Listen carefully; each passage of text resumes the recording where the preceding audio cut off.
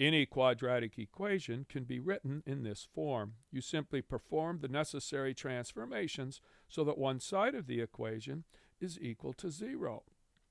And in this lesson, we're going to solve this equation for x, which means we're going to express x in terms of a, b, and c. Well, we start with the equation in the proper form, ax squared plus bx plus c. And then you might recall from completing the square that we need to add the opposite of c to both sides. So we do. And then I hope you'll recall that we divide both sides by a. So we do that. And then we notice that the new coefficient of x is b over a. You might also notice that the first term, where it said ax squared divided by a, of course that can be simplified to just plain x squared. And now you may remember that we need to take that coefficient of x, the b over a, divide it by 2, and square the result, which is the equivalent of squaring the expression b divided by the product of 2 and a. After we do that, we add that to both sides, as shown here. And then you'll notice we simplified the expression b over 2a squared as b squared over 4a squared. Now our job is to factor the left side, and I hope you remember how to do it from our lesson on completing the square. It becomes the binomial x plus b over 2a all squared.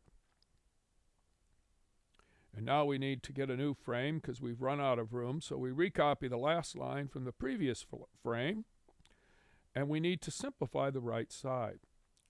And that's somewhat complicated, so we're going to take a break and go over to a clean frame and show some work as we simplify the right side. Well, we have two fractions with different denominators. So if you recall how to add fractions, we need to find a common denominator. To make it simple, we're looking for the least common denominator. And you may notice that the a goes into 4a squared. So we won't need to change the denominator 4a squared. We'll just multiply the first fraction by 4a over itself so that the denominator of the first fraction becomes 4a squared. And there it is. And now that we have a common denominator, we can write both the numerators as a sum over the common denominator. And then the more common way to write it is to reverse the order, and we get the quantity b squared take away 4ac over 4a squared. So we've now simplified the right side, and we can return to our original frame and write that simplified right side in there.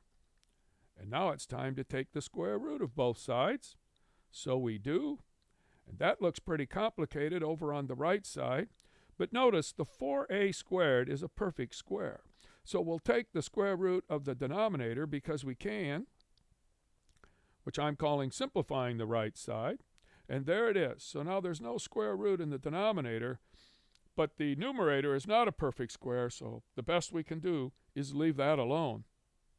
We're getting close to the end now. We need to perform transformations as necessary to solve for x. Well, that means we're going to add the opposite of b over 2a to both sides, and now we have. And we need a little more room again, so we recopy it here in a new frame. And notice we've already solved for x, and the only thing left is to write that right side in the simplest form we can. And you might notice that they have a common denominator, 2a, so we're allowed, once again, to write the sum of the numerators over the common denominator. And there it is. That's as simple as we can write it. And this is called the quadratic formula. The quadratic formula states that for quadratic equations in the form ax squared plus bx plus c is equal to 0, x is equal to the opposite of b plus or minus the square root of the quantity b squared take away 4ac, all of that divided by 2a. And now that we know the quadratic formula, anytime we get a quadratic equation in the proper form, all we need to do is identify a, b, and c and substitute those values into the formula, and that will allow us to solve for x.